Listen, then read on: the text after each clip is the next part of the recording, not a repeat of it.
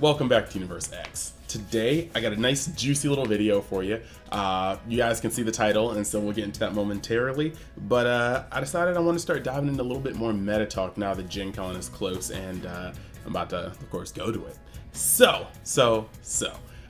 As per usual, if you haven't already, check out the Facebook groups, both the community discussion group as well as the official page for Dragon Ball Super card game. You can also join Universe X. I'm going to be a lot more vocal on there, especially when I can't be making videos after Thursday, when I'm going to be going to Gen Con through Sunday when I'll be traveling back. Also, we've got a Discord, and I'm also building a channel called UniXDB, which is just going to cover Dragon Ball gaming, which that right now the gotchas like Legends and Dokkan, but also maybe later just things like Kakarot playthroughs if you guys want to see it. Maybe I'll grind Fighter Z if another fun game comes out. We'll dive into that. So right before we get into it, if you like the content, think about subscribing, hitting that like button, commenting, letting us know things that you feel or agree with, or maybe even disagree with. But I just want to keep the conversation going. So like the title says, this video is about Gogeta, Xeno Gogeta to be exact. And now that it's the premier aggro deck in the format, and a lot of people have Thwarting the Dark Empires left over from their Broly decks, maybe they got them for Supreme Kai, maybe whatever reason you picked them up. But now, if you do want to play Gogeta, you may be lost, you may be wondering where to start. Or maybe you have a grasp on it, but you want to tighten that grasp. So I've actually enlisted the help of a friend who has seen quite a fair amount of success during the webcam format while we've been, all cooped up because of the pandemic with Gogeta Xeno. He's been on the deck for a while, an OG on it really, and I'm happy to have him on the show.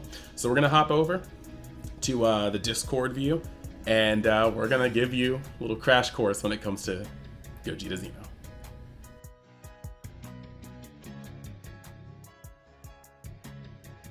Alrighty then. So, we got cards on the screen, we got the duo view on Discord, and now that we have our special guest here, I'm actually going to ask him to introduce himself and just tell you a little bit about himself, a little bit about what he's been doing with the card game lately, and this is your moment, dog. All right, man. So, hey y'all, my name is Cedric, known as Getem in various Discord servers. I'm just some dude that plays DBS for fun and maybe have like one top to my name. But what I have been doing is putting a lot of time, a lot of effort into this guy, Gogeta Xeno. This is a custom metal leader from TCGMetalZ. Super dope. Yep, super dope. Go to him. Go buy his leaders. They're amazing quality, really good. So Chris actually reached out to me and he wanted to do a little Gogeta Xeno one-on-one or one-on-one 101 for y'all to see for those who are interested in getting in the deck, those who maybe want to know just kind of the ins and outs of it. So shout out to him for picking me to do this. Much appreciated, Chris. I mean, hey, like opportunities and just like chances to do fun stuff is like just always on the table, and who knows, like right now it's just Cedric and I. Maybe another time we pull more people into the Discord chat and have like a round table where I am suspiciously the only one who has never sleeved up this deck. But at the same time, I do want to give just one shout out on top of what Ceddy did for just TCGMetalZ. You guys know, work with him fairly often. He puts out a lot of cool stuff, and he's coming out with more and more. So I'm gonna have that link. I mean, the link is actually always in my description. Like anytime you open it up, you just should be able to click on the link and go to his channel and see, well, his site and see what's up. But that being said, let's dive into the meat and potatoes. We got Xeno Gogeta. And previously, Xeno Gogeta was a deck that was able to step into it was always there, but it was kind of rogue tier. And it wasn't because the deck didn't have gas, it was because the deck sometimes is overshadowed by another black leader, cough cough, Dark Broly, and then sometimes Vegex. It didn't help that both of these decks could take the bread and butter from this deck, like the thwarting package, and then just roll with it like it was their own. And then Bandai didn't help when they started printing 30k Super Saiyan 4s. So it's like, it was just a little weird for this deck to hit its stride, because while it is a very good deck, there were, before all the pieces that we currently have now were out, it was easily kind of overshadowed by some of the premier black decks. Well, now a lot of decks have been hurt with their free plays. A lot of black decks have been, well, some of them been curbed like Vegx, and some of them been straight up massacred like Dark Broly.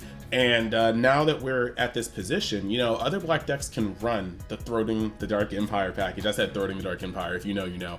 But this deck is the only one that pluses off of it in the same unique ways, and then doesn't have to add an extra step to get the Gokus and the Vegetas to warp, because they're just top 5s anyway. So we're at a point where Gogeta Xeno is the premier aggro deck. And I'm okay with that. But I know a lot of people have your Thwarting the Dark Empire pieces, your Gogeta pieces, and you may have just been coming off of Vegx a while ago, or Dark Broly most recently, and want to know where you can still apply these cards in their best house. And unless you want to sit here and say Soul Striker or any other deck that you're just throwing the Thwarting the Dark Empire pieces of it, the best house is likely Gogeta Xeno. So that's what we're here to actually talk about today. So I guess a quick question, if you could shortly sum up why you like playing this deck right now. Like, why is it your deck of choice? So it's my deck of choice because ever since, so it came out in set 12, and I've been playing it since set 12. As soon as I saw the leader and I saw the deck and how it ran, it was very interesting because, like you said, Dark Broly, Vegx, they were around, they were the top dogs of the format, and Gogeta Xeno was just a step or two behind them. But the thing about Gogeta Xeno is that it's a hard deck to pilot. You can't just like pick it up and, you know, immediately start winning with it. There's sequencing involved. There's so many different play lines. So that intrigued me. I've always been a fan of like decks that are kind of hard to learn, but once you learn them and once you master them, they reward you in ways that other decks can't. Not saying that Dark Broly or Vegx were easy to play. I'm sure you can attest to Dark Broly that there was indeed sequencing, there was indeed thoughts. Now Vegx involved. Yeah, but Vegx, you know, not so much. Just mill 5 and play your free dudes. But, you know, I'm sure a Vegx player, a seasoned one, right, they would say the same thing. But consistently, and I've talked to other Gogeta Xeno players, so this isn't just me, but we all feel similarly in that this deck is not easy to play, it's not easy to learn, but when you do, it rewards you. So that's what always intrigued me about it, and ever since set 12, I've always played it. I played it when it was bad, when we didn't have the thwarting package, when we didn't have the 30k package. You know, I played it when it was just like aggro, one drop rush.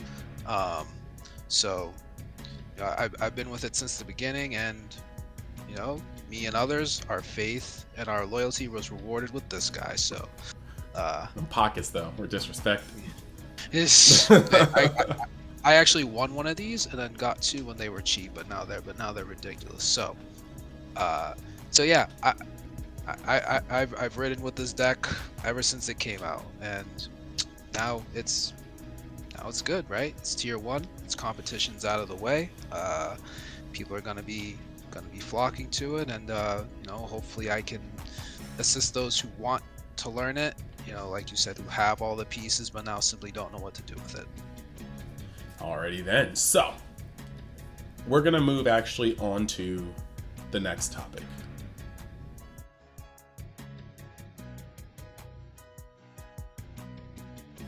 Alright, so the topic, as you saw on the title card, was just kind of placement. I already said that, you know, Gogeta Xeno is premier aggro, and I think a lot of people would agree. But right now we have a plethora of mid-range blue decks, whether it be, you know, Soul Striker. We actually got a couple mill decks in there right now. That's kind of weird too. But I feel like the format is kind of like a weird triangle, and one of the corners is kind of open-ended. You have like mid-range blue, you have Gogeta Xeno is like aggro, and then you have this open kind of rogue tier. I would say that tier is actually really, really cemented as red right now, and I have reasons for that later. But that red slot kind of gets hurt by other rogue decks such as like Cell, Surge, and things like that. So it's not like a full triangle. But my question for you is, for people thinking about getting on the Gogeta Xeno deck, where do you think your best matchups and worst matchups lie with this deck so far in this format? Let's see. So overall, I would say that Gogeta Xeno, it can do well against a majority of the format. Blue, we have the Saiyan Silver Bullets, right? The True Fighting Spirit duo that tax your opponent on using their counters on untapping energy. And then this deck is a lot of value. So you're gonna put the blue player, in some cases, in weird spots, right? If I'm tapping 1 for this, and they use God Sealing, right, to bring it back, well, if I have the appropriate energy, I can just do this again, and now they can't stop it.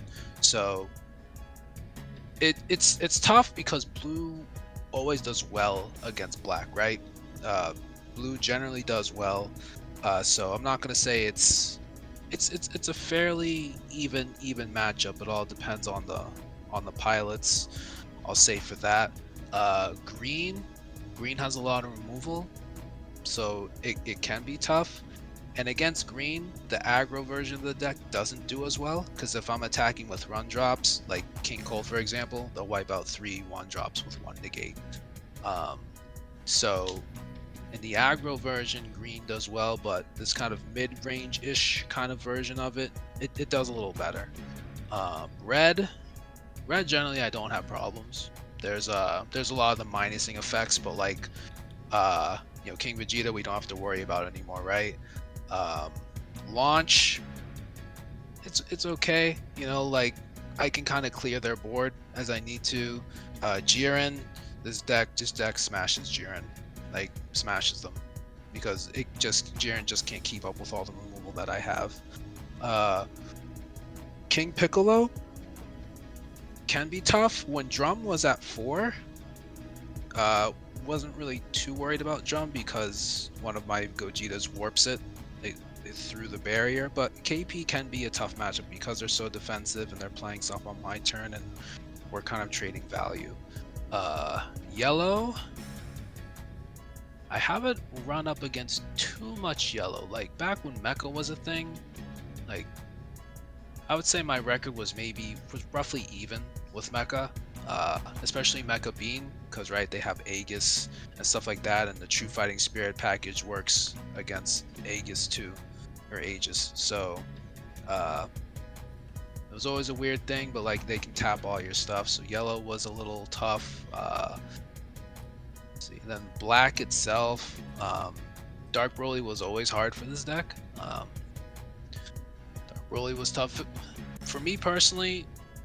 Vegeta wasn't an issue. Like I never stood in front of a Vegeta player and was worried about it. But Dark Broly was always a tough matchup because they would just outvalue me, right? I play things for 1, they play their cards for free. So yes. So free can't be beat. But now with all those decks taking a backseat, obviously Gogeta is the premier for now, the premier black deck. Again, just using that value to its advantage, and I think it has a good handle on the format as a whole. It's not an invincible deck, right? It's not tier 0. Like removal hurts this deck. So, and then the unisons that I have access to compared to others are kind of underwhelming. So there's flaws to the deck, but I think it's well positioned in the format. Definitely, I think tier 1 at this point. But that's kind of like a breakdown for colors. From my experience. Now maybe other players have had different experiences, but those are my reps of the deck. All right, so right now you wouldn't say that there's a deck that you would tell people to keep more on their toes against. Well, that's not true. So, Soul Striker, even though you have the cards, right? They have Bojack package. So blue can still be tough. You have to be smart when you play against blue. Because if you rush them down, you'll give them resources, and then they'll be able, generally with Boo Unison, they'll be able to stabilize. Mm-hmm. But if you can play kind of a longer game, tax them with True Fighting Spirits and force them to play awkward, it's possible. King Cold, just because they have so much defense for free, they can be a little tough. They can just freeze a pop your thwartings, right? And then it's like, what a waste. But so King Cold, be careful. I guess Soul Striker, just keep on your toes. Just be on your toes for that. But red is fine. Yellow is okay. And then other black decks, you're generally fine against at this point. Like I definitely say Gogeta is the king of black for now. Sweet. I'm not gonna comment on our Caucasian friend being the king of black. No, actually, like, jokes aside. So that's tight. We're gonna move on to the next part of this.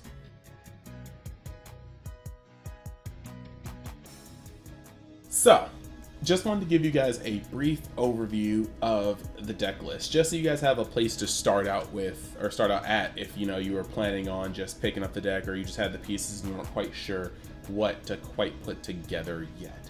So as you can see here, you've got the balance of Vegetas and Gokus. If you're wondering why they may look like a few less Vegetas, it's also because the super combo is a Xeno Vegeta, and so he can be used as well. Always something to note.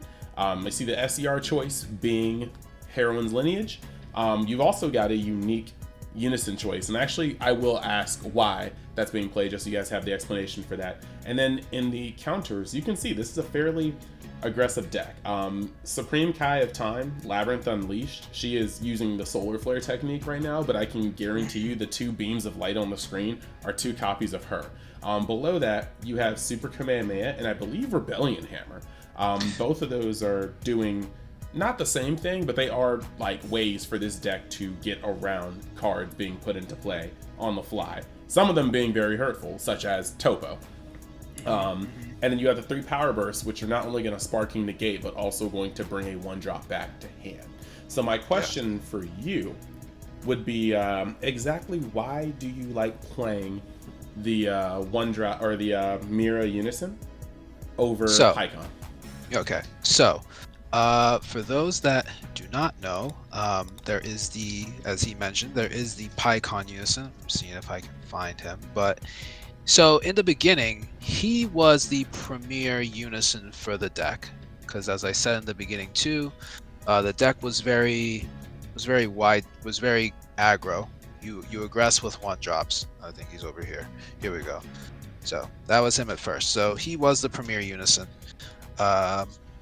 But unfortunately, with the format and with the decks that are out now, this Unison, while it looks better than the Mirror Unison as far as the art and stuff, its utility is not as good as Mira's is. This one pumps up 1-drops, and it gives you some recursion with the 6-drop Gogetas here. You can play 1 from drop or warp if you get to 3 markers and you minus it. Most players are not going to let you do this anymore. So they're going to focus fire this, they're going to get rid of it, and I mean, the deck benefited anyway, right? Because every swing that's coming to him, not coming at your leader, not coming at your battle cards. So that was Pycon. But for Mira, now I gotta shout out Armando from Team Berserk, very seasoned player. He started using this first because he actually reached out to me when he started playing the list, and he was always underwhelmed with Pycon, and I could see why. So he actually decided to go with Mira. Now, what Mira does is Mira's kind of similar. He has a permanent where he can't attack if he has 2 or fewer markers. So if he has 2 or less, he's not swinging. But his +1 is actually the main reason why he's here instead of Pycon. So his +1 is you may choose 1 card from your hand, send it to your warp. If you do, you draw 1. Mira is just a consistency booster. He boosts consistency of the deck. He allows me to put fusion targets in my warp without having to needlessly combo. He allows me to get Kai in the warp, and it maintains my hand size. So Mira is just a consistency piece, a facilitator of the deck, and he has a nifty -2 activate battle, a little homage to the old school 7-drop Mira. For each card in my warp, he gains 5k for the battle. So a little shout out to Mira creator Absorbed. So again, Mira is good for the mid-range version of the deck, but if people wish to continue in the aggro variant, I would say that Pycon is your unison of choice. So those are kind of the two options as of right now for unison choices. For free unisons, I should say, free, because she sadly can only play non-specified cost unisons. If she could play that new Bardock that came out in set 14, this deck would be even better than it is now. Ah, yes. Because that unison is super good. So that's the main reason why. Mira's been great in games and in testing. It's just been upping consistency so much. So Mira right now, main unison of choice. Sweet. All right, let's move on to our next topic.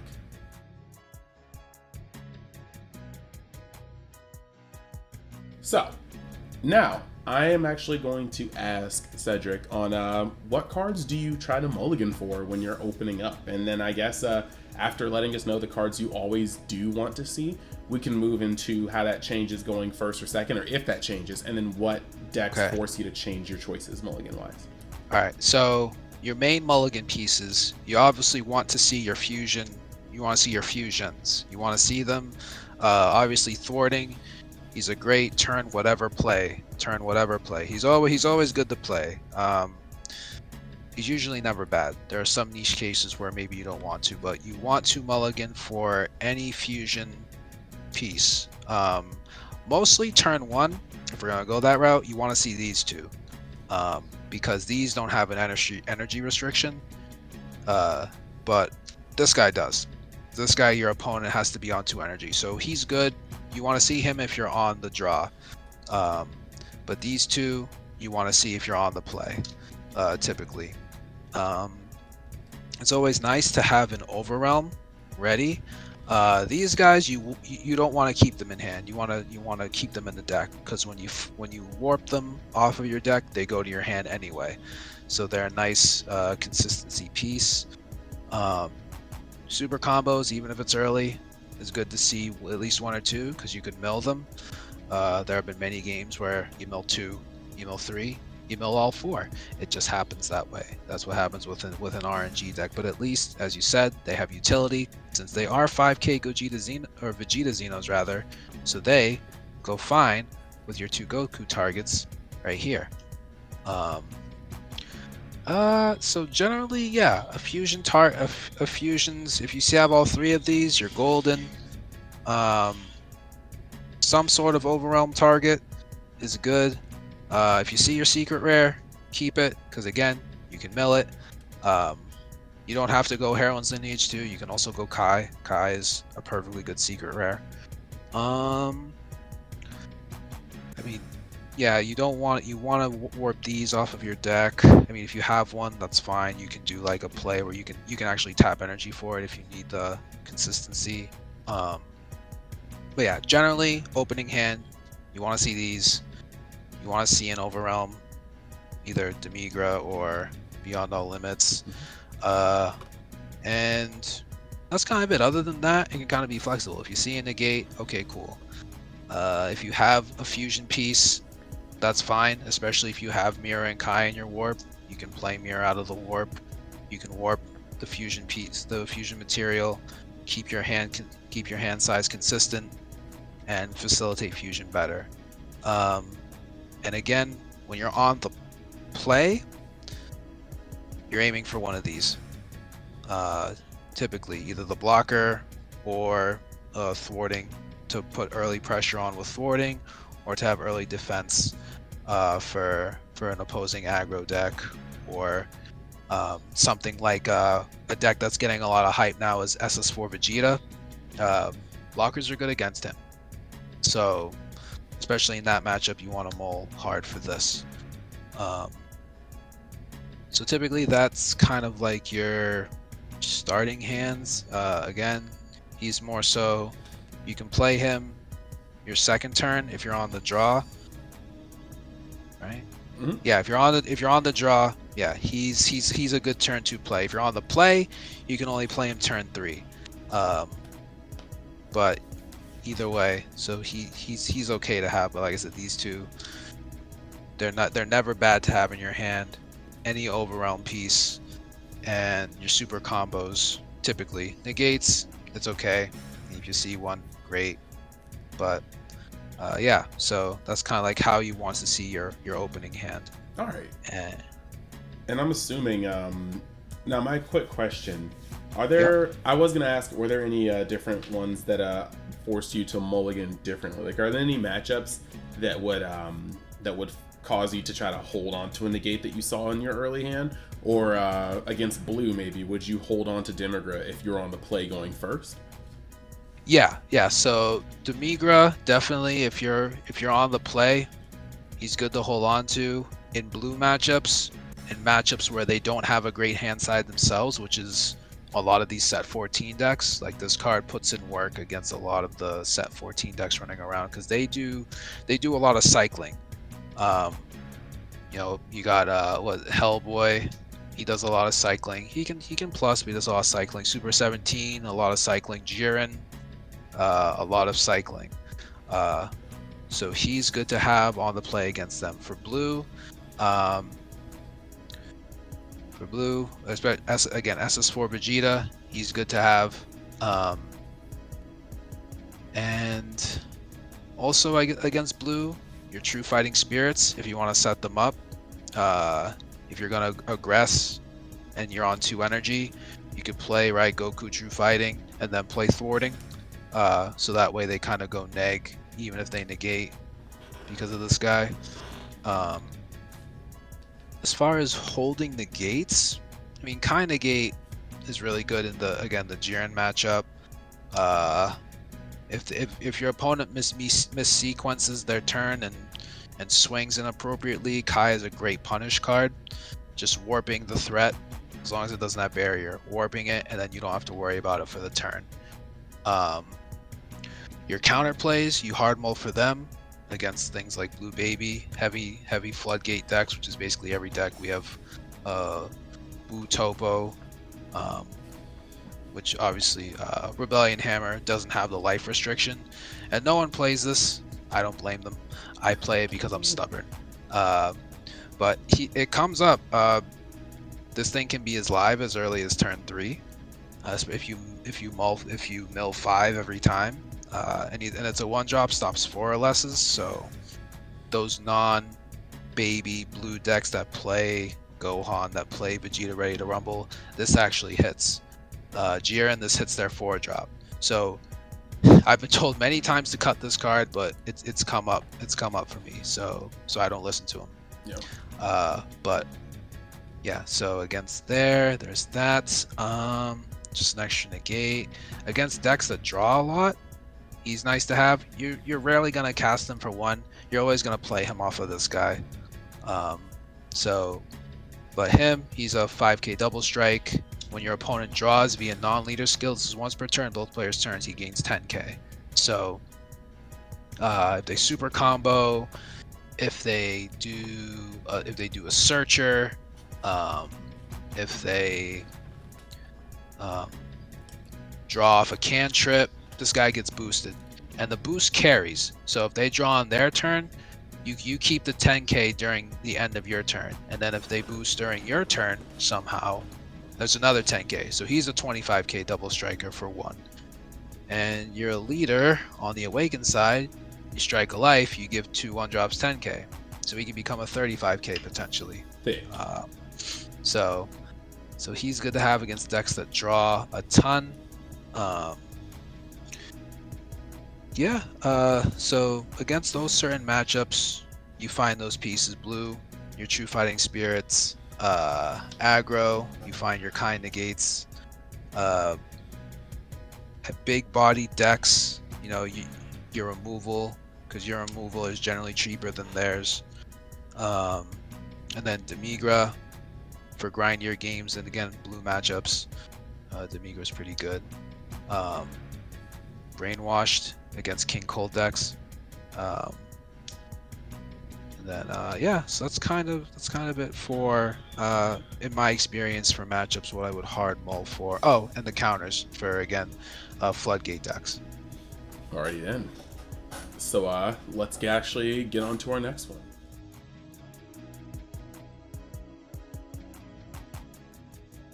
this topic, I did want to ask Cedric, when he was learning the deck better, what were some mistakes that he would pass on for you not to do, just getting used to this deck? All right, I'm gonna put myself on blast here. Okay, so when I first started playing the deck, I would always immediately play the Unison, no matter what. Don't do that, because if you can't protect it, it's just gonna go away right again. Because again, these Unisons, they're okay. For like, again, the one flaw with the deck is there's no like great Unison. Whether you go with PyCon or Mira, if you're gonna play this, you have to protect it. You have to be able to protect it either with a Kai Negate or a blocker. So a nice turn one play is if you mill right, you mill Kai, you mill your Unison, either one, you play your Unison with a marker, and then you play Gogeta blocker to at least protect it for a swing. Or if you have Kai Negate, you can play that, but don't play the Unison unless you can at least protect it. Another mistake, and this is a mistake that I've made recently. If you're pace yourself. So what I mean by pace yourself is, okay, turn one, sure, you might be able to play thwarting, right? And thwarting is a really strong turn one play, but you don't necessarily have to swing with it, right? You can just sit on it, especially if you know that the opposing deck, whatever matchup is, it doesn't have early removal like this long, like turn one. Not many decks can get rid of this, except maybe the mirror match. You know, not even Dark Broly at this point can get rid of it that easily. So pace yourself. This is an aggressive deck, but doesn't mean you go crazy and you kind of just go swing. Pace yourself, because eventually what might happen is if you swing at them all the time, you're giving them resources, and then they may be able to outgrind you because you might run out of gas with this deck. So pace yourself. And another thing is build for the meta, build for the format. Because for a long time I wasn't on Mirror Unison because I was always like, PyCon's the only Unison, one drop aggro's the way to go. And while I did okay in like the online regionals and circuits and things like that, you know, Mira's been fantastic. Mira's been great. The deck's great as a mid-rangey kind of outvalue deck in a way. So be willing to change and relearn the deck, right? Adding little pieces like these 30Ks here. This was a change for me. So while the core of the deck will always remain the same as long as it's around, build for the format. When you build your sideboard, build for your, whether it's your local scene or competitive scene or whatever. So build for the format. Another thing is playtest. This deck is not easy to pick up and play. It's not. You have to put the time in. And now, unfortunately, you have to put a lot of money in too, if you want to maximize this deck. But there are alternatives. So just because you see the price tag of my version of the deck, you know, I didn't spend that much for it at the time because I was playing it with it was bad. But for example, thwarting, right? This is the big money card. And actually a good alternative, a budget alternative, quote unquote, to thwarting is this guy, Demigra. He does a similar thing. He's more expensive, yeah, he doesn't union fuse, but he draws on play, he warps a card on play, and then they gotta warp a card from their hand every time he swings. Who'd have thought that Demigra would be the budget alternative to a card, right? Don't sound like a very good budget. I'll tell you what. No, like, I mean, it is now. Like, now they've gone down a fair amount, but yeah, and they're getting reprinted in the anniversary box, so there's your chance. And so is, if you're gonna swing with thwarting, just play one of these. Play one of these so that way it puts them in a weirder spot. Because now they're gonna go minus either way. Either they go minus from hand, or they let us through and they go minus from board. So set yourself up. Do not rely on the one drops as much unless you're trying to close. don't pressure, don't push with these guys because you're going to be striking your own life, and then you're risking yourself to die on the crackback. So yeah, so don't go crazy with these guys. Use them as taxing options. Set them up. Put them in weird spots, so that way they have to go more neg to do their plays. And again, don't be afraid to sit on your Gogetas and don't swing with them. Like, you can just sit on this guy. He's 20 gate barrier. It's gonna be hard for them to stop if you have to. Yeah, so use this when don't.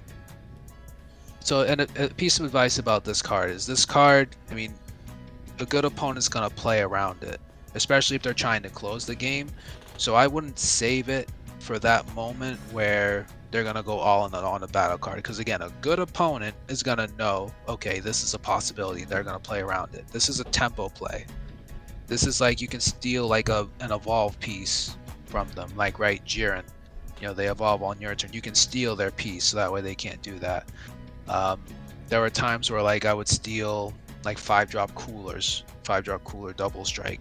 I wasn't in danger of dying on that turn, but it's just like a nice tempo, like, here, give me this, now I have a 20k double strike in addition to whatever my board setup is. So don't hold this until you're waiting for that moment to kind of say gotcha. Use it earlier if you need to. Let's see, that's kind of it, I feel. Power burst, it's a good negate. I still run it. You can use it aggressively. Here's a cute little play that I always did. You just use power burst, you get this guy back, you negate with this guy, and then now with your leader, he can be a 15k beater. He's nice to have as a one of, he's cute. But yeah, here's a nice little loop, a nice little defensive loop. And if you know you can't win, don't push. So it's an aggro deck. We just want to go swing, swing, swing, swing, swing. Bottom deck this. Play 2/1 drop, swing, swing, swing. If you can't kill them, don't overextend. Just leave them with low resources. Let them attempt to do their thing. Keep your energy up for defense. I know it's weird to say keep your energy up for defense in an aggressive deck, but if you can't kill them, you'll just be needlessly giving them resources. So don't overextend if you know you can't win. And that's only going to come with sequencing and playing this deck also. So yeah, so those are all the things that I did. Don't do them. Be better than me, which isn't that hard to do. Don't down yourself like that. Don't do that. Don't do that. So yeah, so those are things that I did that I had to get taught not to do by better players, by good players, and those are just habits, right? That's with any deck, you know. Don't overextend, know what to charge, know what not to, things like that, know when to push. So those rules apply for any deck, but personally, in my experience playing this deck, those are just some things that I've noticed that I would advise you not to do and not to get in the habit of. Alrighty then. So I want to put this up and see you guys digest it. There's more topics that we could go over, but I feel like you guys have gotten a good foundation for what we're doing here. You guys have seen just a base frame for the deck. You have also been able to hear insight on, you know, which cards to keep, which cards to look for, when to sequence them. And so I want you guys to just kind of digest this. If you're playing the deck and you just want to kind of hear another take on it, if you're thinking about getting into the deck, if you've just gotten into the deck, and in the comments, let us know if you have any other questions. Let us know if you have any other things that we can go over, any other angles, any other subjects, and I can ask Cedric if he'd like to be on here for a part 2 where we go over this stuff, and maybe we'll bring over some other people as well at the same time, such as Armando, or maybe Mr. Carlos. Either way, we have a good working relation with these people on the channel, so I think anything is possible at the moment. Yeah, no, I'll be watching the comments too, and if there's any questions about my list too and how it is, because my list is different from Armando's, who's different from Nick's, who's different from from Carlos's, who's different from Fallen Knight. So the deck has enough space where people can put their own little spice to it. Like for example, I'm gonna go on a little tangent here, Chris. Sorry, not too many Gogeta Xeno players run this guy. He's pretty good, especially you combine him with this guy. If you have both these guys on board, they're -1 on board, they're -1 from hand. Each turn they stick around. So, and he's a nice, turn 3 play if you're on the play, or turn 2 if you're on the draw. So there's that. Again, not too many people run this little combo. I run it. I like it. So again, you can have your own little tech to the deck as you play it, as you learn it. You'll figure things out. But you just got to put the time in. Sweet, sweet. So you heard it there. I just want to thank everybody for listening up to this point. And if you like this sort of content, if you like the kind of format we have it in, let me know. Like, I can reach out. I can talk to players that have been doing well or been playing their respective decks from the beginning, and we can see what kind of dialogue we can get going. So once again, thank you guys for watching, and I will see you guys the next time you decide to join Universe X. And thank you for being on the channel, dude. Yeah. Thank you for having me. It's always a pleasure to be here. You're doing a good job. Keep up the good work. Thank you. See you later, guys.